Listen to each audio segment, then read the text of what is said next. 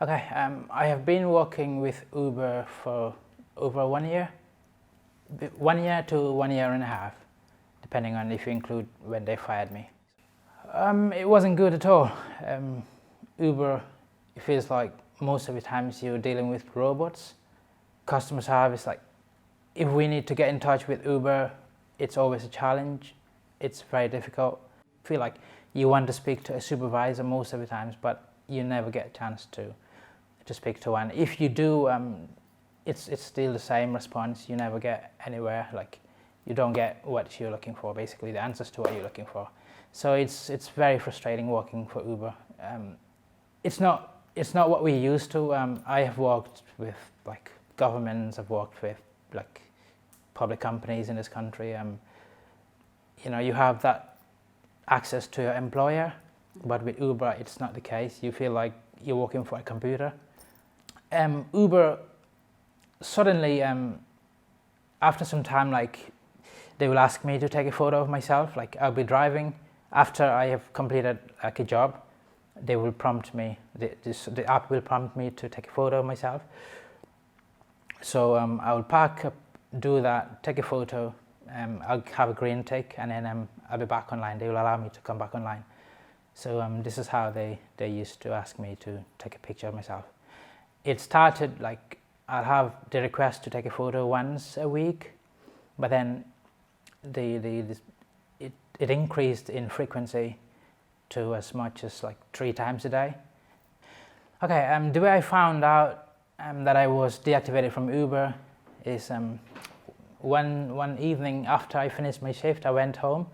So I went back on the app to check on my earnings, and I saw a message that said your account has been permanently deactivated. So I was shocked. I went to check my emails to see if there's anything in there, and I got a message from Uber to say your account has been permanently deactivated because we've received information that you have been giving your account to to someone else.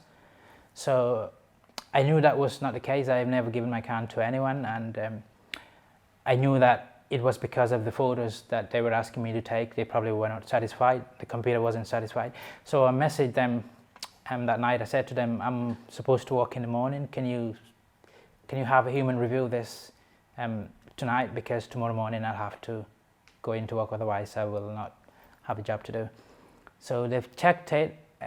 They came back to me and said, we've reviewed this, but the decision hasn't changed. So I said to them, it's common knowledge that your algorithm that you use to facially recognize drivers struggles to recognize like black and ethnic minority people. So I said to them, you need to have a person review this, and anyone who looks at it will clearly see that it's me. It's, you know, I have never given my account to anyone. So they said the same thing.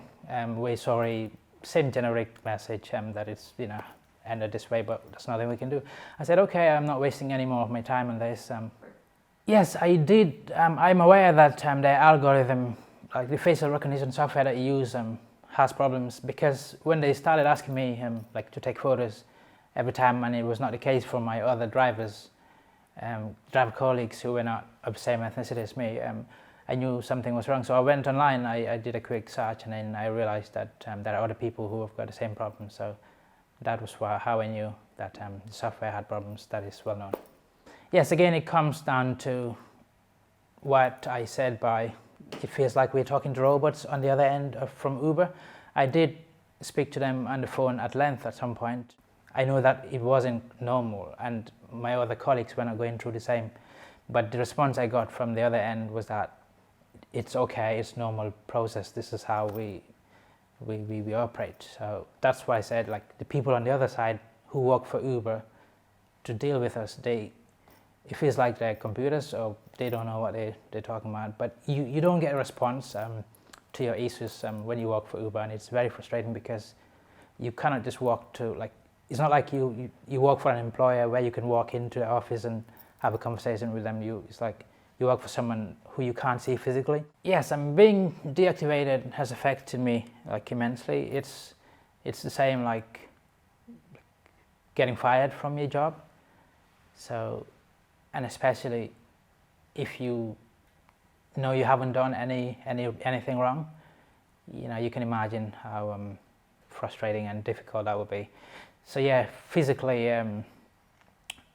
it takes a toll on you, because you have to physically find other ways of getting income. The same goes mentally. You have to adjust, and obviously financially is very clear. I would like to obtain from Uber redress. Most importantly, to acknowledge that they have to have people who are competent to review images that drivers submit. It has a great effect on drivers if they get banned from working.